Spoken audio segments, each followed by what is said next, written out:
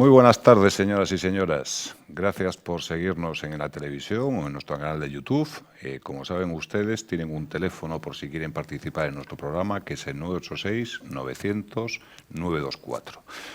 Como llevamos haciendo una serie de programas sobre salud mental, hoy continuaremos con el cuarto programa y vamos a hablar del pensamiento crítico. Hablaremos desde nuestra perspectiva, no es una perspectiva médica, es una perspectiva de nuestras experiencias personales y demás. Entonces, hoy tocaremos el pensamiento crítico como ingrediente necesario para subsanar, entre comillas, la salud mental. Nosotros entendemos el pensamiento crítico desde una perspectiva de Descartes. Tenemos que valorar si lo que nos dicen es cierto o no es cierto. Es la forma que podemos tener para desmontar los dogmas, los axiomas, porque cada uno tiene su verdad, pero sí necesitas que respetes la verdad de los demás. Entonces, en este programa me acompañan, pues a mi derecha está doña Arantxa Mañas, que ustedes ya la conocen. Buenas noches, Raúl. Buenas noches a todos. Después está Kiko Carlo Alberto Berto, Kiko para todos los amigos, nuestro columnista italiano. Buenas noches. Y por la izquierda, nuestra amiga y reina Arantxa, Arantxa no, Mar Ferrero. Tú también eres la reina. Corazón. Hola, buenas noches, encantada. Y después tenemos a José Ramón Santamaría, que es nuestro fiel de la balanza, como saben ustedes.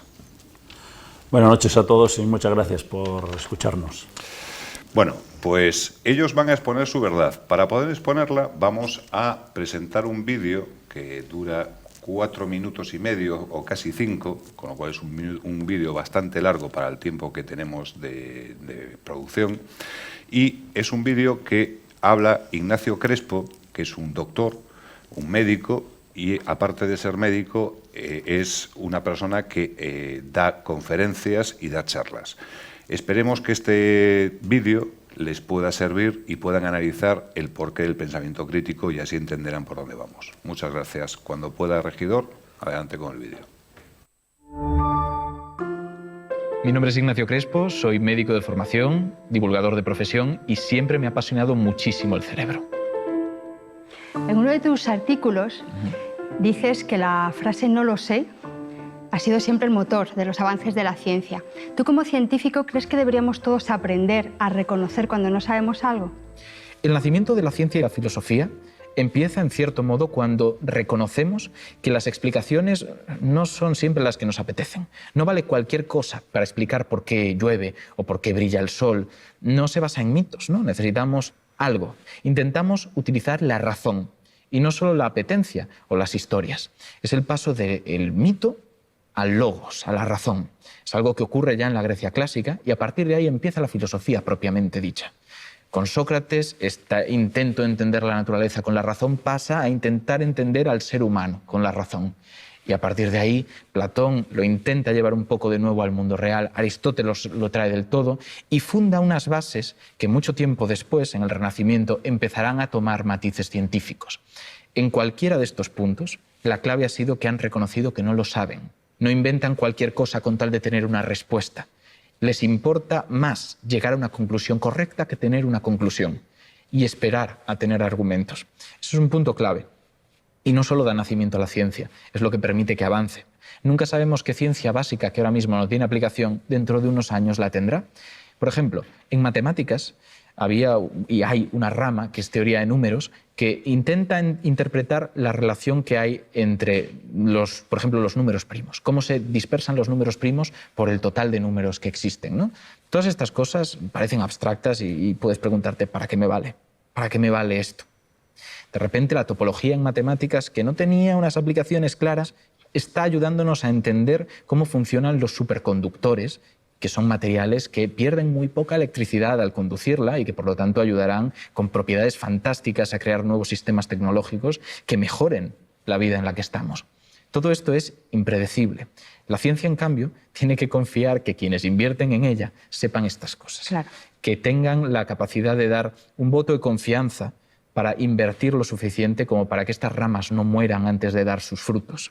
No podemos caer en relativismos como el de Feyerabend, que intentaba plantear que no existe el progreso científico, que todos son opiniones más o menos formadas, pero opiniones.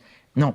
Hemos hecho cosas maravillosas con la ciencia que demuestran que algo estamos entendiendo ahí como mínimo. Enviar una sonda más allá de los confines de nuestro sistema solar, haciendo peripecias alrededor de distintos planetas de nuestro vecindario, eso es algo que implica cálculos muy complejos, entender las leyes del movimiento planetario, cosas que no son opinión. Pero en todo momento son susceptibles de ser mejoradas, de ser afinadas. Así que en principio el no lo sé es clave, es central. Y en nuestro día a día también. Uno puede vivir con una forma de ver el mundo científica, aunque no haga ciencia. Simplemente es el hecho de no hacer las cosas a lo loco o por pura emoción. Intentar razonar, buscar evidencias. Es un poco el dejar en stand-by tus juicios hasta que tengas una evidencia para afirmarlos. Heidegger, que no quiero defenderle yo aquí para nada, tenía un concepto que es muy interesante y es el concepto de estado de interpretado. Gente que asume todo lo que le viene, vive en la modernidad tomando todo sin pensamiento crítico y sin reflexión. Se vuelve una esponja, un reflejo de lo que hay a su alrededor y por lo tanto vive la vida de otro. Esto es una de las mayores condenas que podemos tener y evitar el pensamiento dogmático es clave por una cosa. Un dogma, por definición, es algo que es incontestable. Tú no vas a poder crear en torno a ello. Tú lo asumes y es algo con lo que vives. La ciencia, como hemos dicho, que intenta evitar cosas que no se basan necesariamente en la razón, va a ayudarte a protegerte de ellas, de la falta de pensamiento crítico, de la falta de racionalidad. Es uno de los puntos que para mí son importantísimos para vivir. El reconocer cuando no sabemos cosas y también aceptar cuando sabemos más o menos algo, por supuesto. Pero hay otros dos. El segundo es para mí la autonomía. El primer paso es decir que no conoces, pero tienes que intentar tener interés por conocer. Si te quedas, no lo sé y me da igual y aquí me quedo y no voy a investigar más. Creces poco como persona. Claro. Y después de la autonomía está el pensamiento crítico, porque tú puedes haber buscado y con buena voluntad haber encontrado X libro o cierto artículo. Pero no todo el mundo tiene razón, ¿no? Hay mucha gente que opina sin evidencia, que parece que está hablando desde la ciencia, pero en realidad habla desde prejuicios. Entonces, para entender esta diferencia, para saber discernir entre lo que se presenta como ciencia y lo que realmente lo es, necesitamos pensamiento crítico. Necesitamos esa capacidad para decir, vale, ¿cuáles son los datos? ¿Qué es lo que tengo aquí? ¿Hasta qué punto puedo aceptarlo? Porque podemos pensar que son fórmulas complejas, que son modelos incomprensibles a no ser que te pases horas enteras estudiándolo, pero también es una explicación del mundo. ¿Y qué hay más relacionado con nosotros que lo que nos rodea constantemente? Entenderlo en profundidad, con sus detalles, con sus maravillas que escapan a lo que vemos a simple vista, es una forma de ver una nueva belleza.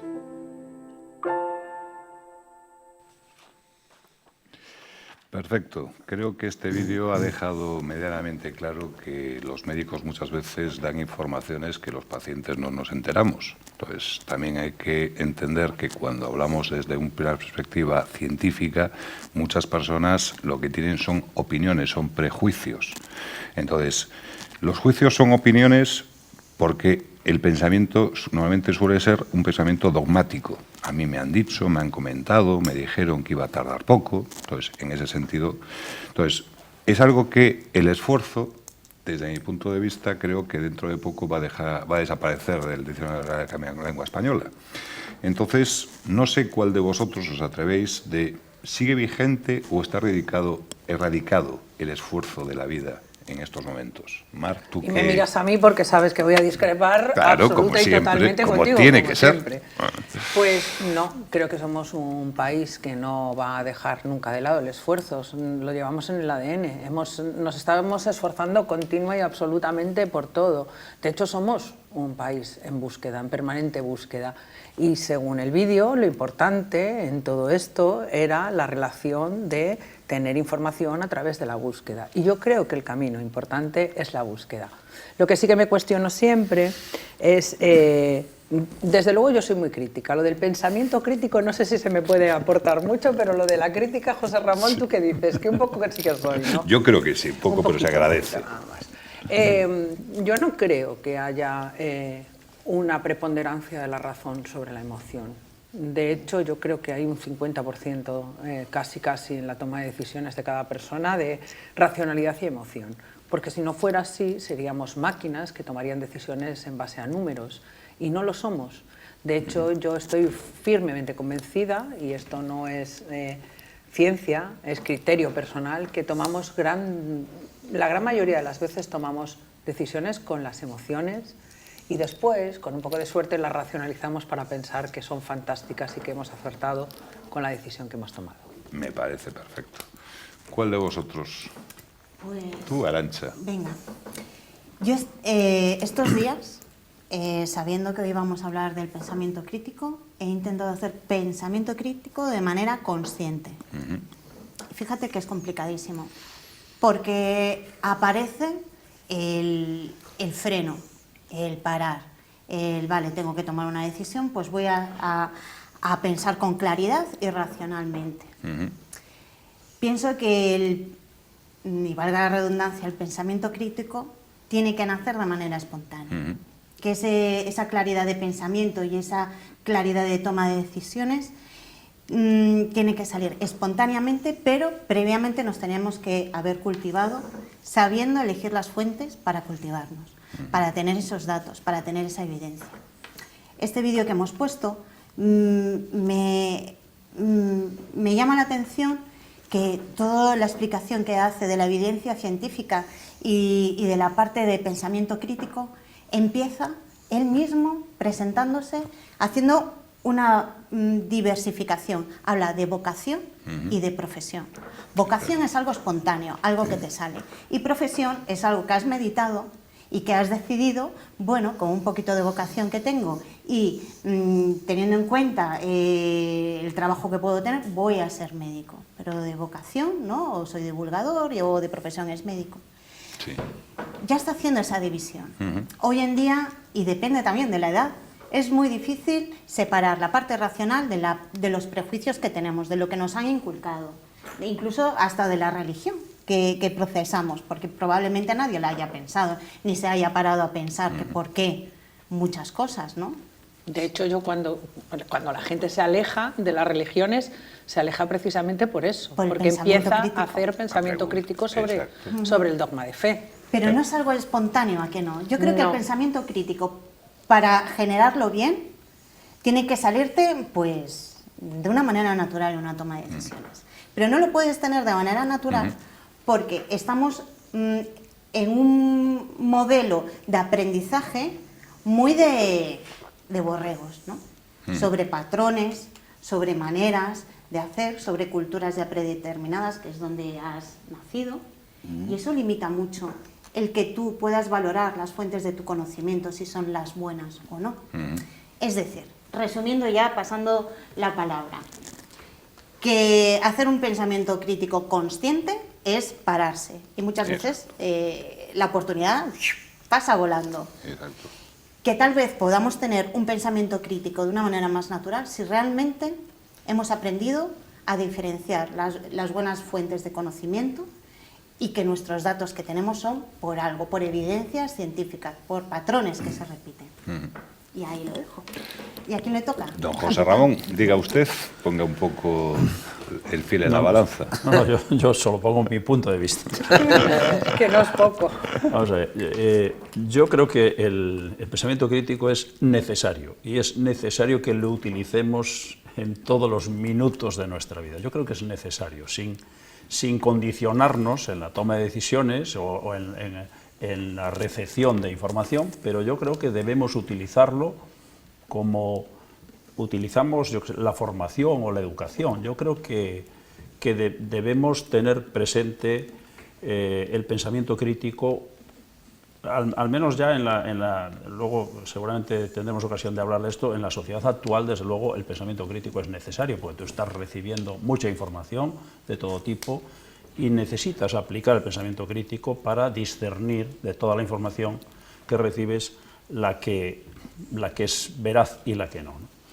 Yo, buscando la definición del pensamiento crítico, un poco para centrar el tema, me quedo con la definición de Francis Bacon, filósofo, no el pintor del siglo XX, sino filósofo del siglo XVI-XVII, también inglés, que dice literalmente: el pensamiento crítico es tener el deseo de buscar la paciencia para dudar, la afición de meditar, la lentitud para afirmar, la disposición para considerar, el cuidado para poner en orden y el odio para todo tipo de impostura. Yo me quedo con esta definición, hay Muy muchas. completas, Francis Bacon, que está considerado uno de los padres del empirismo, desde luego lo define así, ¿no? Y vamos, aunque la paternidad del pensamiento crítico se le atribuye a Max Black, que la utilizó para publicar su libro de lógica en el año 1946, o sea, hace menos de 80 años, pero el pensamiento crítico no es nada moderno. El pensamiento crítico se remonta a la antigua Grecia y ha sido practicado y defendido por filósofos como Sócrates, Platón o Aristóteles, ¿no? O sea, que yo creo que el pensamiento crítico debe ser una herramienta de la persona para tenerla presente en todo momento. Y don Kiko, Pues yo la cuénteme verdad usted. que yo será porque soy extranjero, yo me pierdo un poquito con todas las cosas, yo me muevo más efectivamente por la parte del Emocional. pecho que de la cabeza, yo no quepa la menor duda. Entonces el pensamiento crítico, bueno, aquí el doctor está hablando que tenemos que entenderlo todo. ¿Por qué? Yo no tengo que entenderlo todo, yo lo tengo que aceptar y respetarlo, son dos cosas completamente distintas. Y a mí no me hace falta entenderlo todo. No quiero buscar el porqué de las cosas, de todas las cosas. Hay cosas que me pueden gustar o no gustar. Cierto o no cierto. No, lo que me convenzca, evidentemente. Y lo que no me convence lo tengo que respetar, por narices, porque esta es la lógica. Tú tienes que moverte siempre en el límite, que no puede, de la legalidad, evidentemente, faltaría más. A veces no. De la legalidad y del respeto de las personas. Entonces lo decía, no hay que entenderlo todo, hay que respetarlo. Para mí no todo se mueve por la lógica. No. El corazón es algo, a mí me predomina, mis instintos predomina muchísimo más el corazón que la cabeza. Evidentemente, yo creo que lo poco que nos conocemos, contigo un poco más, evidentemente lo sabe perfectamente. Hay un libro que yo lo recomiendo a todos, que es de Susana Tamaro, grandísima escritora italiana, no podía ser de menos. Obviamente, hay que barrer para casa. Que es traducido en español donde el corazón te lleve. O donde el corazón te lleve. Yo no sé si es exactamente así la traducción en español, porque lo leí en italiano. Y hay un momento, voy a hacer un spoiler, porque voy a decir el final, pero bueno, ahí lo que hay, pero leerlo porque es precioso. Que dice, querida nieta, cuando estés en una bifurcación, en un cruce, y no sabes dónde tienes que ir, qué camino encontrar, siéntate, respira, piensa y vete siempre donde te lleve el corazón. Yo creo que el pensamiento crítico, lo que efectivamente la definición que leíste, lo que hemos hablado aquí, evidentemente María y yo estamos más de acuerdo, entiendo en este sentido, es fundamental para, lógicamente, mantener una conversación y saber perfectamente aceptar y respetar todo lo que nos dice. Tú hablaste de esfuerzo antes, no. Este es un país, es que, vamos a ver, es un país donde la gente, en términos generales, evidentemente no todos, o todos en su medida, lo está pasando mal. Hay mucha gente que lo está pasando mal. No podemos quitar el valor y el esfuerzo que están haciendo. Relacionando con la salud mental, que es uno de los puntos, de los focos de esta conversación, de este grupo, en estos programas que estamos haciendo sobre salud mental, exacto. Ahí es donde tenemos que centrarnos también para entender a las personas. No todo lo tenemos que entender. Vamos a ver, si una persona nos viene y efectivamente tiene unos problemas que para nosotros son irrisorios en este momento, sobre la magnitud de sus problemas, para ellos, para esa persona, tenemos que respetarlo e entender que, por supuesto, la persona necesita ayuda, no necesita ayuda, etcétera, etcétera. Entonces, el respeto es fundamental. Y el esfuerzo. Es un país como el que cometen unos esfuerzos, desde las personas, las empresas y todo, que hacen unos esfuerzos que son... Yo cuando hablo de esfuerzo y matizo, porque se ha interpretado, digo que lo van a sacar de la RAE, no quiere decir que la gente no se esfuerce. ¿Qué pasa? Que tú lo acabas de decir, y José Ramón también, necesitamos generar el hábito. El pensamiento crítico tenemos que generarlo como hábito. No es un tema de, ahí está el pensamiento crítico. O sea, párate, ¿qué pasa? Hemos hablado del tema de Internet, Entonces, claro, Internet va muy rápido. Con lo cual, al final, la sociedad está yendo más rápido de lo que realmente puede ir. Entonces, ¿cómo el pensamiento crítico puede ser una herramienta para mejorar la salud mental? Porque, a ver, esta semana, y lo sabemos todos, ha habido una persona que tenía un problema psicológico, fue al médico y le dieron unos ansiolíticos y esa persona acabó suicidándose. Entonces, eso es una realidad. ¿Qué pasa? Lo peor, perdona, Raúl, que no es que le dieron un ansiolítico, es que le dieron una cita en enero del 2024. Pero obviamente todo... ¿Qué está pasando? No, lo que está pasando es que el ser humano, y es mi punto de vista, el ser humano nos hemos acostumbrado a que tenemos todo a nuestra facilidad. ¿Qué pasa? Que tienes que tener el esfuerzo de el esfuerzo que tiene que hacer la sociedad para que todas las personas podamos acceder a esa, Raúl, no sanidad. es cierto que todos tenemos acceso a determinada. 11 millones de personas de este país están bajo el umbral de la pobreza. Eso es un dato que escriben en los periódicos, no lo digo yo. 11 millones, estamos hablando del 25% de la población.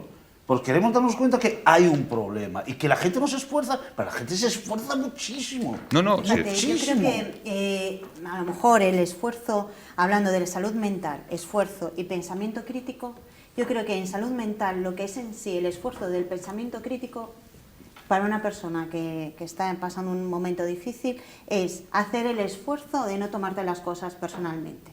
Y ahí entra el pensamiento crítico, es decir, muchas veces cuando estás de bajón o alguien tiene un problema, se piensa que cualquier cosa que digan se lo tiene que tomar como algo pero yo personal. discrepo. Espera, lo que tienes que hacer es ese esfuerzo de, a ver, no me lo tengo que tomar de manera personal. Lo que me ha dicho tal vez viene dado por otras condiciones, por otras circunstancias. Y a lo mejor es ese esfuerzo de hacer una reflexión sobre, no va sobre mí, va sobre un tema. No, pero estáis Hay equivocados. cosas que duelen, Cuando tú escuchas determinadas cosas, no te lo tomes de forma personal. Hay cosas que duelen. Entonces, el pensamiento crítico no lo tiene que hacer solo el que está sufriendo, Bueno, lo el tiene que otro hacer tiene que principalmente la persona que tiene que empatizar, evidentemente, con la otra persona. El pensamiento crítico para mí está más dirigido a una persona que está hablando con una persona con unos problemas y tiene que ser él hacer el pensamiento crítico. ¡Ojo! Lo de piensa antes de hablar, ¿no? Hombre, por lo menos no... Yo es que creo que hay niveles. no Yo es que remates, creo que en no. el tema de la salud mental hay niveles y estamos hablando Totalmente. de la superficie, de lo que me puede Exacto. sentar mal, de lo que me puede parecer mal, que eso es, bueno, pues relativamente fácil de obviar y de aprender.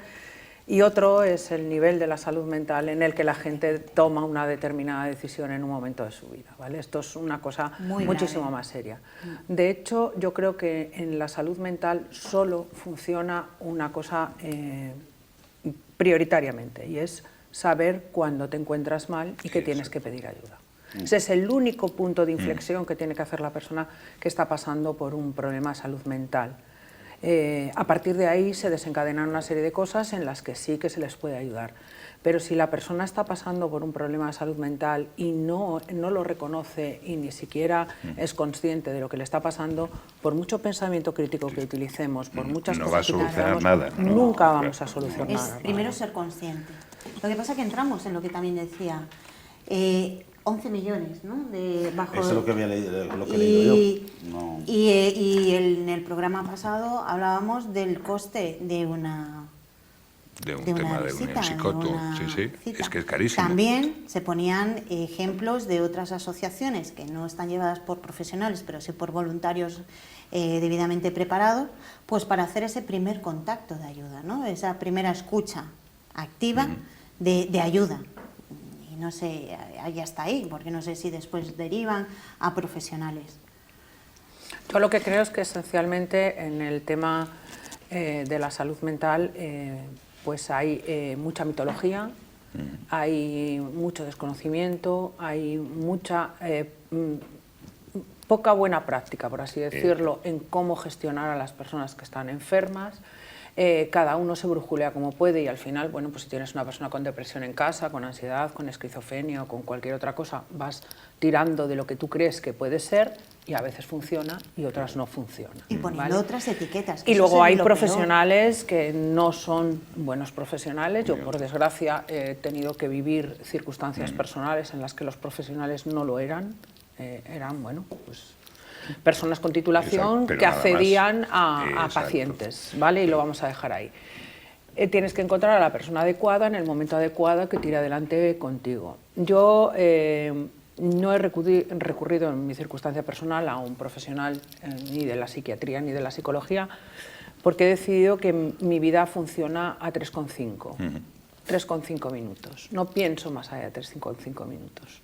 Es la única forma que tengo, de alguna manera, de sobrellevar... Tú has aplicado el pensamiento crítico. He aplicado el pensamiento crítico, O sea, ¿qué es lo que Le yo has puedo dado hacer? un tiempo al Claro, te has dado- pensamiento crítico. No, le he dado un plazo en el que voy intentando atacar las cosas y los Exacto. problemas en el momento que puedo y cuando puedo.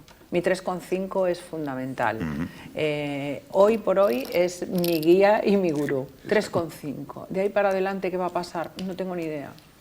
Hombre, Que José Ramón nos dé la conclusión final, no que nos quede un minuto que tenemos que ir a no es publicidad. conclusión final, para centrar, si acaso, Exacto. para la segunda parte, ¿no? Yo creo que el pensamiento crítico es un valor y en la sociedad actual es necesario.